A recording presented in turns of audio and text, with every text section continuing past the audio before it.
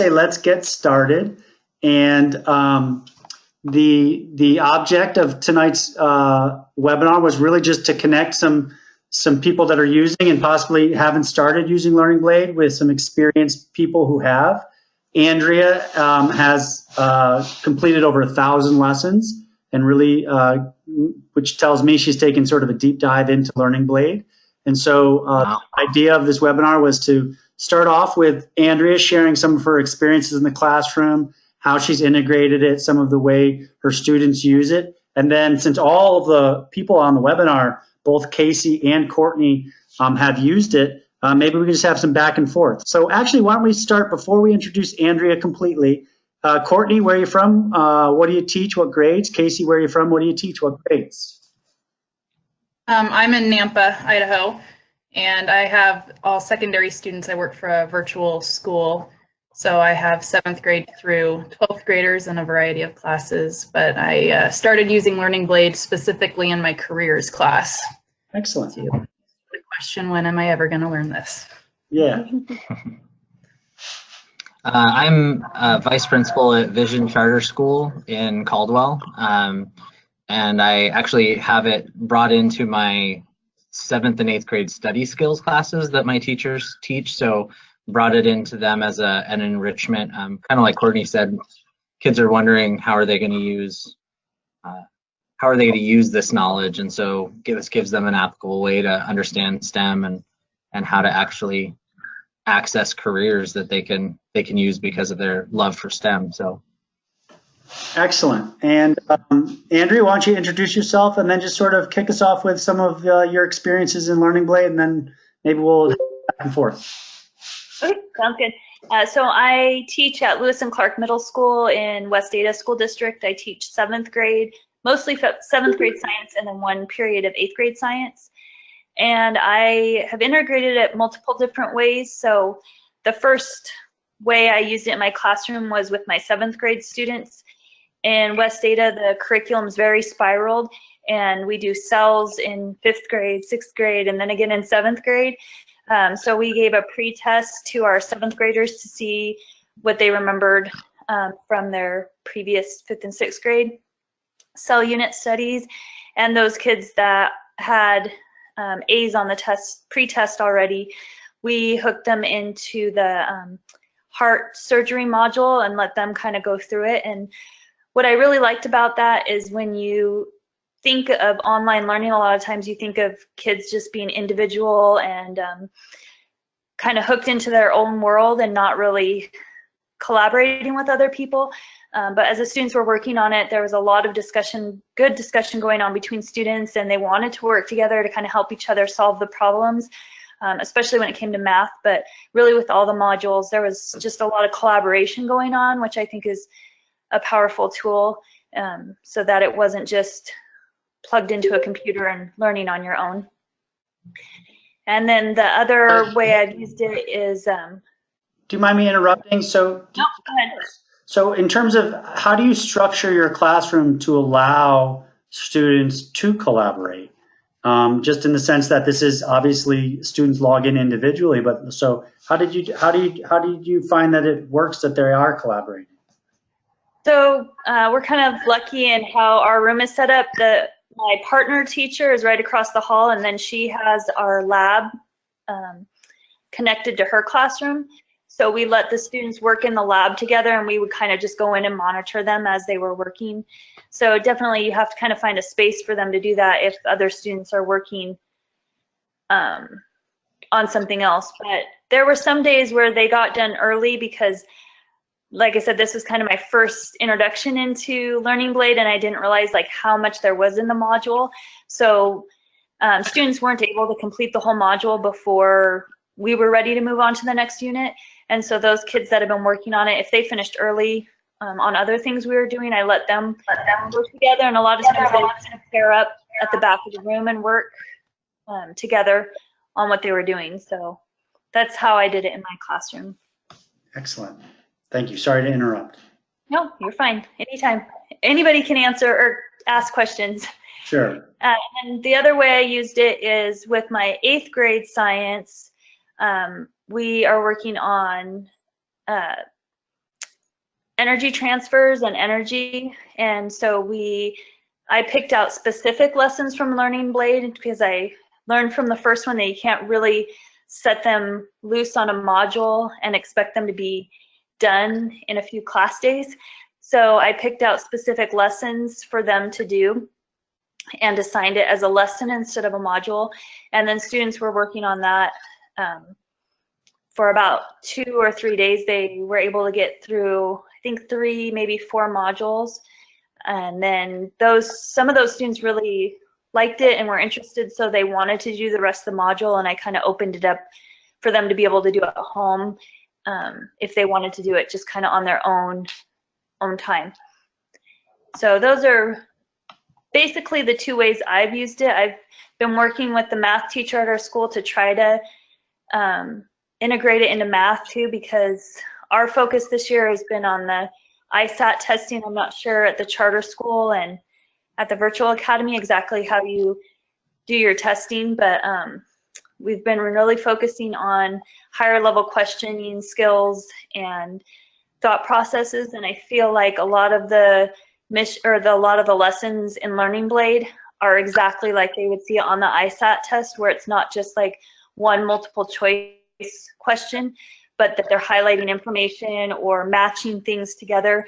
So I'm trying to get some of our other teachers on board with using it in their classroom as well to help build those test-taking skills without it being just test-taking skills, something that's useful. So Andrea, can I ask a question real quick? Yes.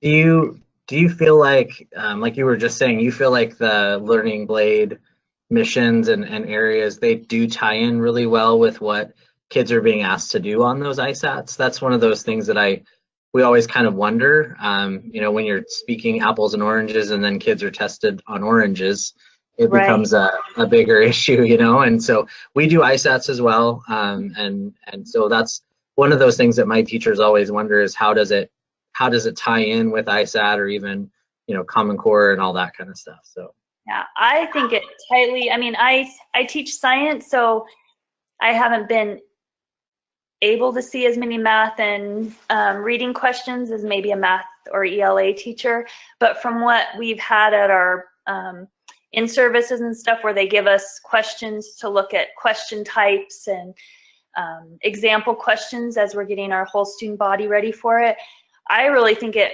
matches. I mean, I think it was like author's purpose or something we had been doing at one of our in-services, and as I was browsing through one of the Learning Blades, I was like, oh my gosh, this is exactly the same thing that we were just looking at with the ISAT. So like I said, I haven't gone super deep like maybe a math or ELA teacher would on the ISAT SBAC testing, but from what I've seen and what I've browsed through the Learning Blade, I really feel like they're tightly connected. Like I said, I appreciate that it's not just a question and then it's one of the 4 choices. Sometimes they do give multiple choice, but a lot of times it's like choose the 2 best, which again is another ISAT type of question where it's not just choose the best answer, but choose all of the answers that apply. So yeah. I think it really tightly, not just in math, but I figure if I can get the math teachers on board, then maybe I can move to the ELA teachers and try to get them on board, because I think it tightly matches. And if I could just add there, Casey, that I from what I've heard from, we're in many states, Learning Blades in 25 plus states. A lot of teachers say that it really does help students understand how to manipulate the online environment, right? So sometimes when they're online, they're doing something that's not in the literacy-based checking for understanding sort of format. And Learning Blade, because it's sort of similar to those environments, students are starting to learn the skills of, oh, a circle question means a single select, square means multi-select, and also I can go back a page to reread that section before I click the answer button. And so they're not only, you know, contextually are they, there's a lot of content that aligns to the apples, not the oranges, but there's also the skills and just the practice of how do you do a paper math problem in a digital question, you know, and practicing those environments.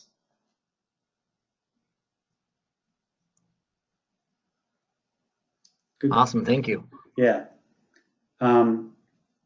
So Andrew, did you have more to talk about? Like, what are your students' reactions? What are they telling you? Students really enjoyed it. Of course, when I did it as the enrichment, those are my higher level students, so they were very interested in it. They thought the math was really challenging, so that's kind of good when you've got kids that are usually high achievers, maybe having to really focus in and work hard instead of it just coming super easy for them. And then when I used it with my 8th grade students, I kind of took a survey of, you know, did you like doing this, or do you prefer lecture? Do you prefer video? What do you, as far as your learning, did you enjoy it? And most kids chose this as one of their top 2 ways of learning about energy. So they preferred this to a lot of the other strategies that you typically see in a classroom. And I think it's nice, even if it's not going to be your main way of doing it, breaking up how you teach things a little bit so kids do learn different ways of learning, because a lot of college classes are going to online learning, or you know, even as professional development being online, and kids need to learn how to use that as a tool, and not just it's a game or social media to go on and play, but that the technology can be a tool for learning as well. So, Casey, Courtney, what about you? Have your students given you any feedback? Yeah, I've had some pretty good feedback from my students. It's I think the maybe more challenging part for them was the extra reading that they were not exposed to, and the other lessons for the careers. And then I'm not a huge fan of the audio version of it. It's just pretty robotic, but it's nice that it's there just in case I have students who are tired of reading or don't want to read anymore. But I had a lot of positive feedback, and I liked that it really introduced them to different options, and a lot of the kids came back and were surprised by some of the things that they learned. And so I appreciate that it covers all of the different contents rather than just 1 or 2 in you know, the given lessons. So yeah, they seem to really. Courtney, did you direct their path in Learning Blade, or were they self-choosing what they were going to do? A little bit of both. So I started off with just choosing one that I thought would be applicable and interesting for them. And then with the next one, I allowed them to kind of vote. I gave them a couple options and I let them vote the next mission that they wanted to work on. What did they choose? Ooh, what? I think it was the dolphin. Dolphin they chose. Yeah, that's our most popular mission by far. Yeah, I actually really liked the hack attack. I thought that one was interesting. Oh, we did the Haiti one too. So learned about boiling water, and so yeah, really good information that is applicable. So yeah, I second that with the heart surgery. Like, a lot of the kids went into it thinking about, like, they're going to learn about doctors only, and it was good for them to see all the different jobs that go into having a heart transplant, that there's a lot more than just the doctor that's doing the surgery. Yeah, absolutely. I mean, that's really the whole focus of Learning Blade, is to be that supplemental tool to open their minds a little bit wider on how math and science relates to future STEM careers. So it sounds like you guys are definitely getting that experience. Casey, do you know in your setting, were students self-selecting lessons, or were they being directed on a particular path?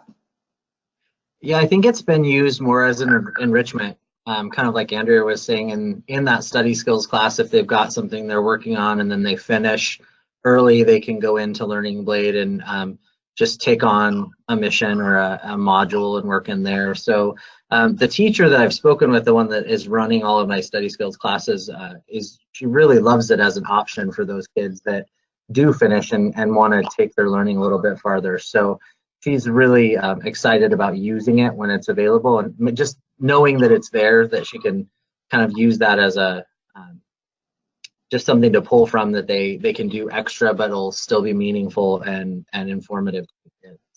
Great. Did you guys have any questions for Andrea, or Andrea, any questions for them? Or I can keep asking because I got a few more. It was just nice to hear how other people are using it. So. Sure. And I also teach 7th grade math, and so that's kind of why I joined this session, because that's the next thing. I want to be able to implement the lessons into my math class, but I'm not sure if I want to just stick to the math lessons alone, or even spend the time going through one of the express missions and kind of tie it all together, because I think it's really important for the kids to see how they're going to be able to use this knowledge that they're gaining in the class outside of the classroom, rather than just focusing on math solely. I want to be able to show how it applies to the world.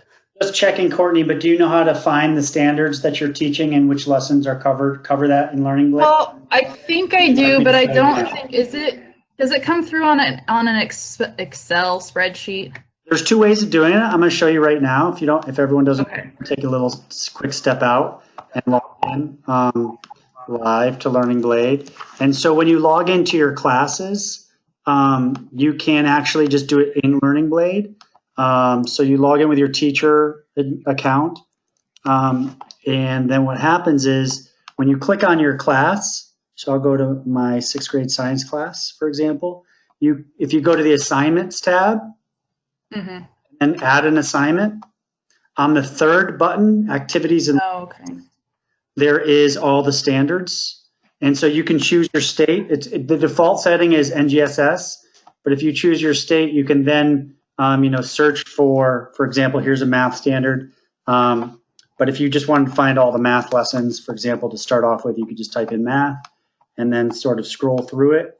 And so if you're looking for EE.8.3, you could find more lessons that align to that standard by typing in that code. And now it's going to search for all EE8.3s. And then that's expressions and equations, integers. So I guess you can now search it that way. I do want to be clear, and I just always try and make sure people understand, this lesson is Supercomputer in Your Pocket. Says it covers EE 8.3, but it also covers other standards as well. And so the whole lesson is not about that one standard. And I would definitely say you want to check out the lesson before you assign it, because sometimes it's just a brief mention. I know when I was looking for forces in motion and stuff on Newton's laws, like it would come up as being in that lesson or activity, but it might just be like one little part. So you kind of want to make sure that it's hitting what you want. But I'd say if you wanted to use it in 7th grade math, starting with, as Josh showed you, with this and then assigning the activities individually, it makes it a lot easier to track what your students are doing too. That's one thing I found when I had them do a mission.